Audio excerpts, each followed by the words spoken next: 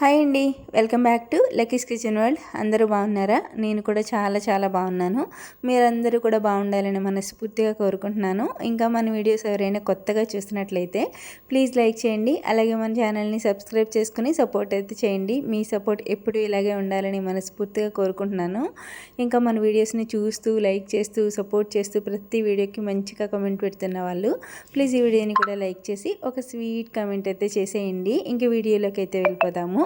ఈ వీడియో వచ్చేసి మొన్న మంగళవారం రోజు వీడియో అనమాట. ఇది యాక్చువల్లీ నిన్నే పెట్టాలి, కాకపోతే నేను లాంగ్ వీడియోస్ పెట్టే టైమింగ్స్కి ఈ వీడియోని ఎడిటింగ్ చేసి వాయిస్ ఇవ్వడం అది కుదరలేదండి, అప్లోడ్ చేయడం కుదరలేదు, అందుకని పెట్టలేదు.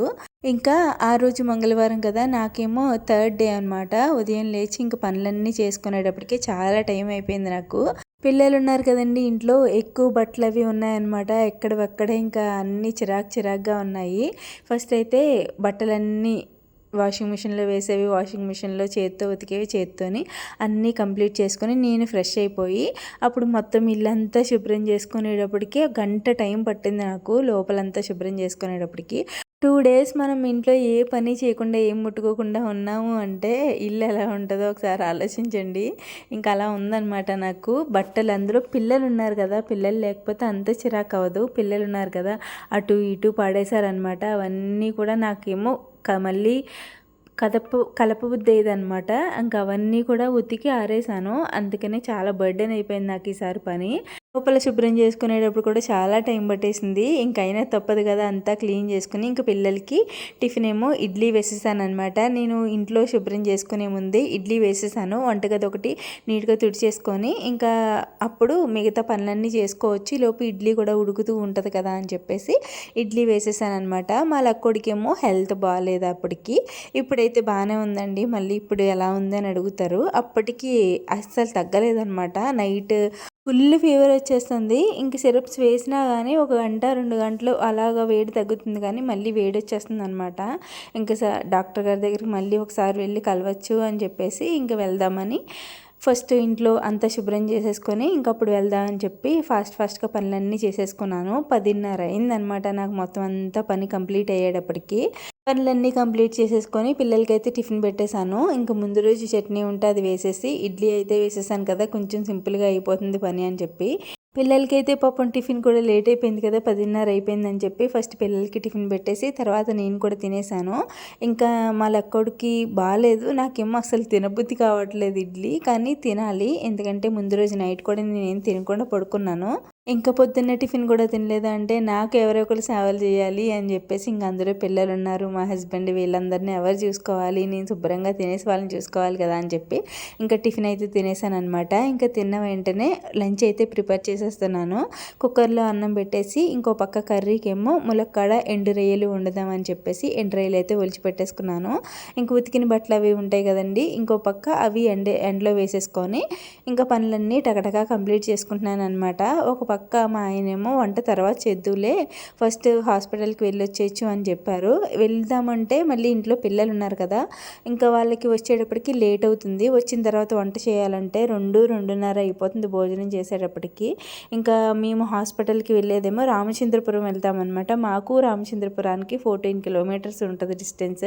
వెళ్ళి రావాలి కదండి, ఎంత లేదన్నా గంటన్నర టైం పడుతుంది. అక్కడ ఏమైనా టెస్ట్లు అవి రాస్తే ఇంకా ఎక్కువ టైం పడుతుంది కదా అని చెప్పేసి వంట చేసేసి వెళ్ళొచ్చు. ఒక అరగంట ఆలస్యమైనా, మనం రావడం ఒక అరగంట ఆలస్యమైనా ఇంకా పిల్లలైతే ఇంట్లోనే ఉంటారు కాబట్టి వాళ్ళన్నా పెట్టుకొని తినేస్తారని చెప్పి వంట అయితే చేసేసి నేను బయలుదేరాను అనమాట. ఇంకా కుక్కర్లో అన్నం పెట్టేశాను. కర్రీకేమో ఎండ్రాయిలు మురక్కాడ ఇగురు వండానని చెప్పాను కదండి, ఎండ్రాయిలు అయితే ఒలిచేసుకుని వేడి నీళ్ళలో వేసేసుకొని కొంతసేపు పక్కన పెట్టేసుకుని తర్వాత 2-3 సార్లు కడిగేసుకుంటే ఎండ్రాయిలు అయితే శుభ్రం అయిపోతాయి. ఇసుక లాంటిది ఏమైనా ఉన్నా పోతుంది అనమాట.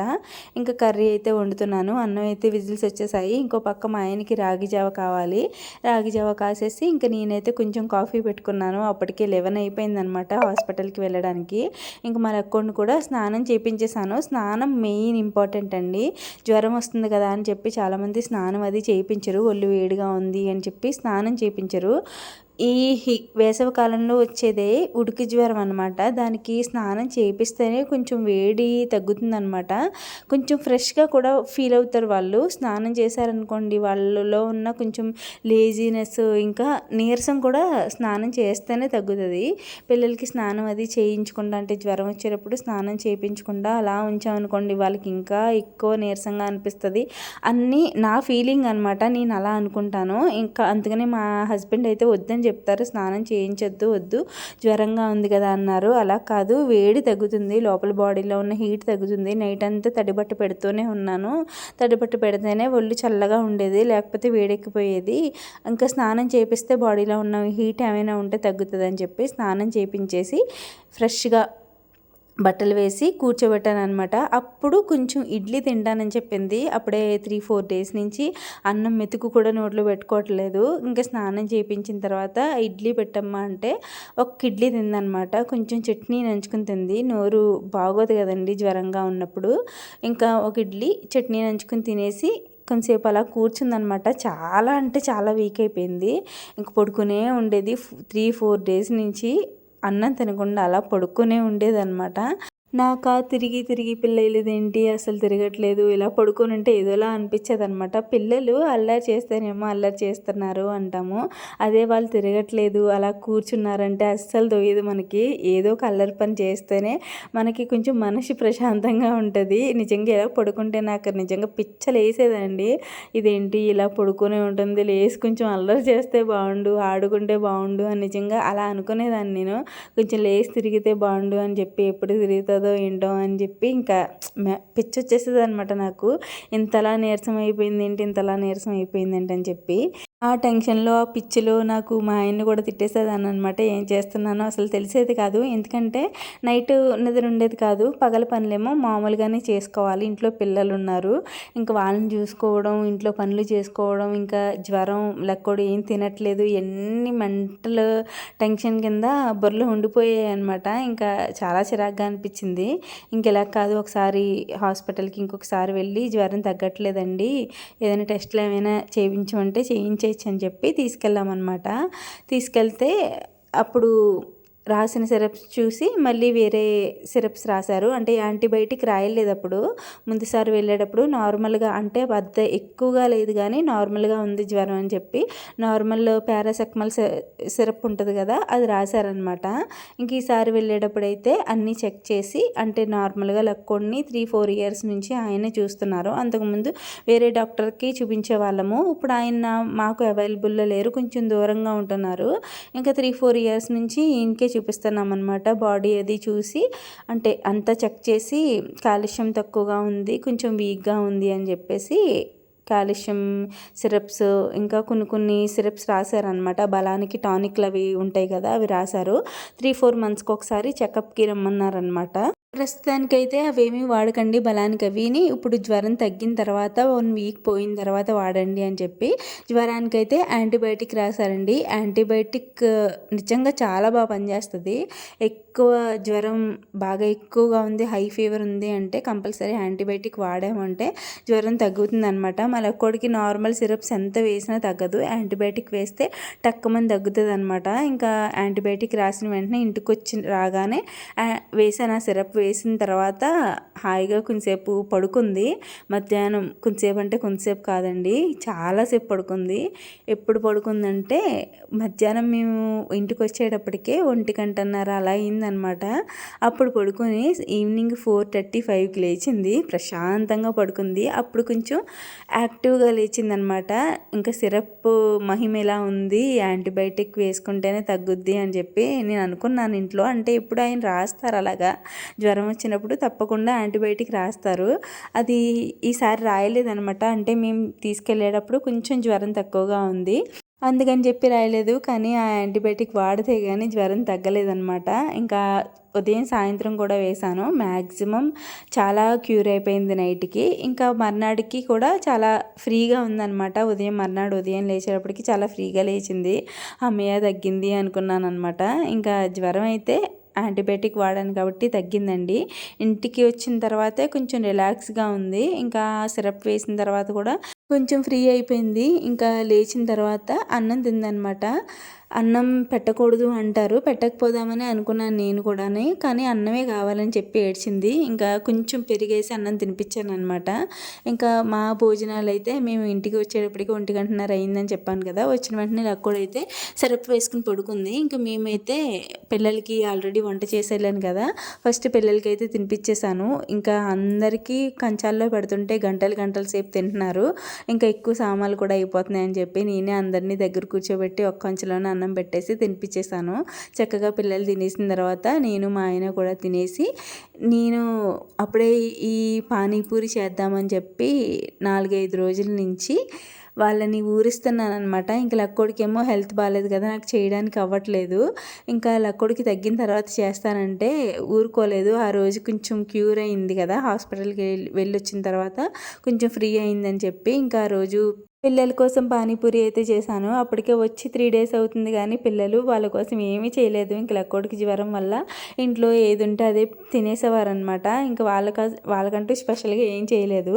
పానీపూరి అప్పుడే ముందుసారి వచ్చారు కదా, అప్పుడే అడిగారు. చేద్దాం అని చెప్పి అలా నేనే కొంచెం బద్దగించానమాట. ఈ పుదీనా తెచ్చుకోవాలి, కొత్తిమీర తెచ్చుకోవాలి, బఠానీ తెచ్చుకోవాలి, అలాగా అని చెప్పి. ఇంకా వాళ్ళ బాబాయ్ కూడా మొన్న సండే వెళ్ళాడు కదా, ఆ రోజు కావాల్సినవన్నీ తెచ్చేసుకున్నాడు. పిన్ని పానీపూరి చేయి పిన్ని అని ఇంకా బుర్ర తినేస్తుంటే సర్లే చేస్తానని చెప్పి ముందు రోజు నైట్ బఠానీ అయితే నానబెట్టేసుకున్నాను. మర్నాటికి అయితే నానిపోయింది కదా, ఈవినింగ్ టైంలో చేశానమాట నేను. ఇంకా ఉదయం అయితే నాకు లక్కోడుకు హెల్త్ అది బాగాలేదు కదా, అసలు నా బుర్రే పని చేయలేదు. ఈవినింగ్ టైంలో కూడా చేద్దామా వద్దా అన్నట్టుగా ఇంకా అలా వదిలేసాను అనమాట. ఇంకా లక్కోడికి కొంచెం తగ్గింది కదా, వాళ్ళు కూడా చాలా రోజుల నుంచి అడుగుతున్నారని చెప్పేసి ఈవినింగ్ టైంలో చేసి పెట్టేశాను. ఫస్ట్ అయితే బఠానీ నానబెట్టేసుకున్నాను కదా, భోజనం తినేసి కొంతసేపు రిలాక్స్ అయ్యి అప్పుడు కుక్కర్లో బఠానీ అలాగే బంగాళదుంప పొట్టు తీసేసి ఉడకబెట్టేసుకున్నాను. అది విజిల్స్ వచ్చి ఒక 4-5 విజిల్స్ వచ్చాయన్నమాట. వచ్చిన తర్వాత గ్యాస్ ఆఫ్ చేసేసి అది చల్లారేలోపు మనం పానీ రెడీ చేసుకోవాలి కాబట్టి పానీ కోసం మా పండుగాడైతే భోజనం చేసిన తర్వాత నాకు పుదీనా కొత్తిమీర ఒలిచి పెడితేనే పానీపూరి చేస్తానని చెప్పాను. వాడైతే ఒలిచి ఇచ్చేసాడనమాట నాకు. ఫస్ట్ అయితే పుదీనా రసం కోసం పుదీనా కొత్తిమీర 2 పచ్చిమిర్చి వేసి మిక్సీ పట్టేసుకోవాలి. మెత్తగా మిక్సీ పట్టుకున్న తర్వాత చింతపండు పులుసు ఉంటుంది కదా, కొంచెమే ఎక్కువ కాదండి, బాగా పుల్లగా ఉన్న పానీపూరి వాటర్ బాగోదనమాట. ఇంకా నేనైతే కంపల్సరీ స్వీట్ వేసుకుంటాను. స్వీట్ వేసుకుంటే కానీ నాకు తినబుద్ధి కాదు. పానీపూరి బండి దగ్గర స్వీట్ ఎందుకో రెడ్గా ఉంటుంది, దేంతో తయారు చేస్తారో కూడా నాకు తెలీదు. కానీ ఏదో తినేయాలి కాబట్టి అక్కడ తినేస్తాం. కానీ ఇంటి దగ్గర అయితే నేను పానీపూరి అంటే పానీ రెడీ చేసుకున్నాను కదా, కొత్తిమీర ఇంకా పుదీనా పచ్చిమిర్చి వేసి మిక్సీ పట్టేసుకున్నాను కదా, ఒక ఉసిరికాయ సైజు అంత చింతపండుని నానబెట్టేసుకొని పులుసు తీసుకోవాలన్నమాట. చింతపండు పులుసు తీసుకోవాలి, బాగా పుల్లగా ఉండకూడదు, బాగా చప్పగా కూడా ఉండకూడదు.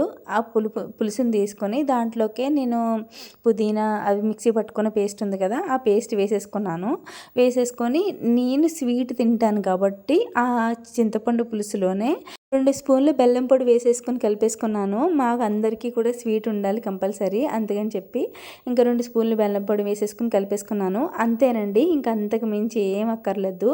ఇంకా బఠానీ చాట్ అంటారా, ఉడికిపోయిన తర్వాత ఆ కుక్కర్ మూత తీసేసి దాన్ని బాగా మెత్తగా మెదిపేసుకొని దాంట్లోకి కొంచెం ఉప్పు, కొంచెం కారం అంటే రుచికి సరిపడా ఉప్పు, కొంచెం కారం, కొంచెం పసుపు, అలాగే చాట్ మసాలా వేసేసుకొని మొత్తం కలిసేలాగా కలుపుకొని గ్యాస్ మీద పెట్టుకొని ఒక 10 నిమిషాలు మా పచ్చివాసన పోయే వరకు, అంటే ఉప్పు కారాలు అవి వేసుకున్నాం కదా, ఆ పచ్చివాసన పోయే వరకు కొంచెం సేపు తిప్పుతూ ఉండాలన్నమాట. దగ్గర పడిపోతుంది బాగా, అంటే మనం వాటర్తో మెదిపేసుకుంటాం కాబట్టి వాటర్ అంతా ఇంకిపోయి అంటే బఠానీ దగ్గర పడే వరకు మనం తిప్పుకుంటూ ఉండాలన్నమాట.